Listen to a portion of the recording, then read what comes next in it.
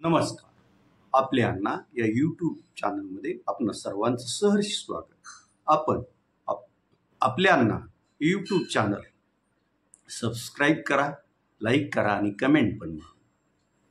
महाराष्ट्र लोकसभेच्या निवडणुकीतील चौथ्या टप्प्यात 13 मे रोजी होणाऱ्या मतदानातील महाराष्ट्रातील अहमदनगर, शिर्डी आणि बीड मतदारसंघावर आपण आज नजर टाकणार. अहमदनगर मतदारसंघात महायुतीने दुसऱ्या वेळी भाजपचे डॉक्टर सुजय विखे यांना उमेदवारी दिली आहे.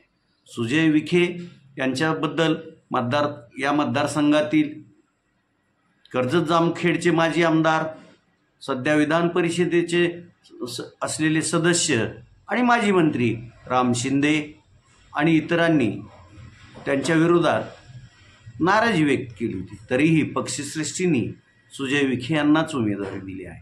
येथून ही जागा राष्ट्रवादी काँग्रेस शरदचंद्र पवार पक्षाला महाविकास आघाडीतून सुटली होती आणि येथून कोणाला उमेदवारी द्यायची हा प्रश्न शरदचंद्र पवार यांच्यासमोर होता. मात्र त्यांनी बऱ्याच दिवसापासून त्यांच्या आणि रोहित पवार यांच्या डोक्यात जे होतं की इथून निलेश लंकेंना लढवावं, पण निलेश लंके अजित पवार यांच्या राष्ट्रवादी पक्षात गेलेले होते. मात्र त्यांनी आपल्या पारनेर विधानसभा मतदारसंघाच्या सदस्यत्वाचा राजीनामा देऊन राष्ट्रवादी शरदचंद्र पवार पक्षात प्रवेश केला आणि त्यांना इथून उमेदवारी देण्यात आली. धनदांडग्या सुजय विखे विरुद्ध सर्वसामान्यांतील माणूस असलेला निलेश लंके अशी येथे लढत आहे. दोन्ही बाजूनं म्हणजे 6 जे विधानसभा मतदारसंघात आहेत त्यात 3 विधानसभा मतदारसंघ हे राष्ट्रवादी शरदचंद्र पवार पक्षाचे आमदार आहेत. ते म्हणजे स्वतः म्हणजे राजीनामा दिलेले निलेश लंके, कर्जत जामखेडमधील रोहित पवार आणि राहुरीचे प्राजक्त तनपुरे. तर महायुतीकडेही श्रीमती राजळे,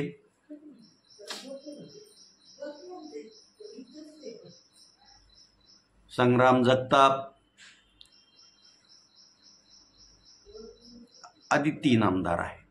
त्यामुळं तसं दोन्ही बाजूने समसमान असं बळ आहे. आणि मग आता या निवडणुकीचं सर्वांचं लक्ष आहे.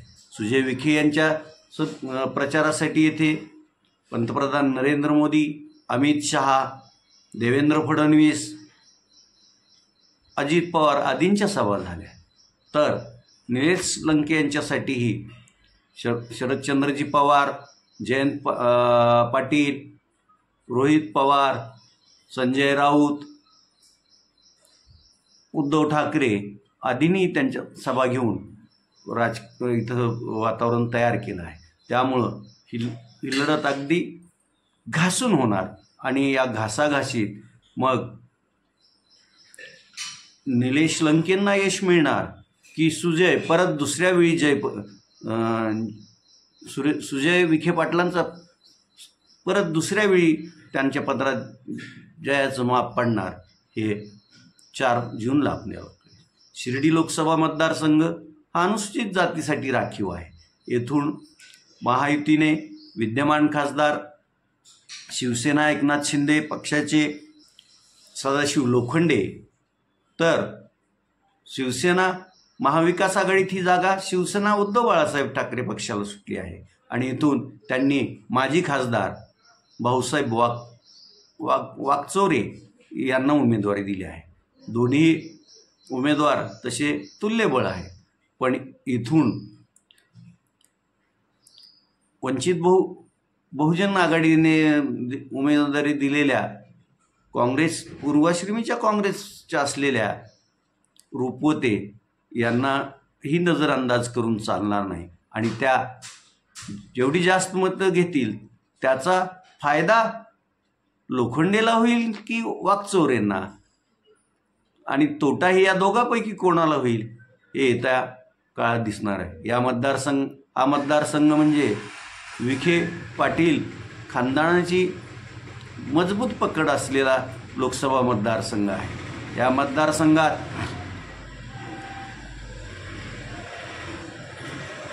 काही भाजपची मंडळी इथून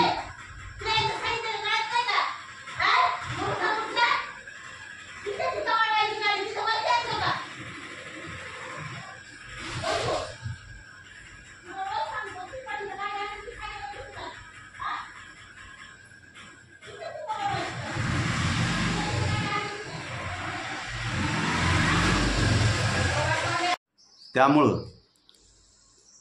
वंचित बहुजनच्या रुपवते यांच्या त्या किती मतं घेतात यावर इथे जय पराजय अवलंबून असणार आहे। मराठवाड्यातील बीड हा तसा राजकीय संवेदनशील असा जिल्हा आणि येथून महायुतीने भाजपच्या विद्यमान खासदार प्रीतम मुंडे यांना उमेदवारी नाकारून येथे त्यांच्या ज्येष्ठ भगिनी पंकजा मुंडे यांना उमेदवारी दिली आहे। तर ही जागा महाविकास आघाडीत राष्ट्रवादी शरदचंद्र पवार पक्षाला सुटली असून येथून त्यांनी गेल्या निवडणुकीत पराभूत झालेले राष्ट्रवादी पक्षाचे उमेदवार बजरंग सोनवणे यांना उमेदवारी आली आहे। बजरंग सोनवणेंपुढं यावेळी नवीन चिन्ह मतदारांसमोर पोचवण्याचं हे आहे आणि त्यात त्यांचा वेळ गेलेला असणार हे नक्कीच, परंतु त्यांना महायुतीचे सर्वेसर्वा देवेंद्र फडणवीस आणि इतरांनी जे मराठा ओबीसी प्रवर्गातून मराठा आरक्षण मिळू नये म्हणून अडथळे आणले, त्याचा फायदा येथील मराठा आरक्षण संदर्भात लढा उभारणारे कार्यकर्ते मराठा समाज एक गठ्ठा त्यांच्या पाठीशी मतदान करेल। त्यामुळं या लढतीकडं सर्वांचं लक्ष राहणार आहे। आज घडीला येथील जय पराजयाचा तराजू खालती आणि वरतीच होत आहे। त्यामुळं नेमकं 13 मेला या मतदारसंघातील मतदार कोणाच्या पाठीशी राहतील, कोणाला आपलेसं करतील, त्यावर येथील होत असलेल्या निवडणुकीचं उत्तर आपल्याला 4 जूनला कळेल। तुर्तास आज एवढंच। धन्यवाद।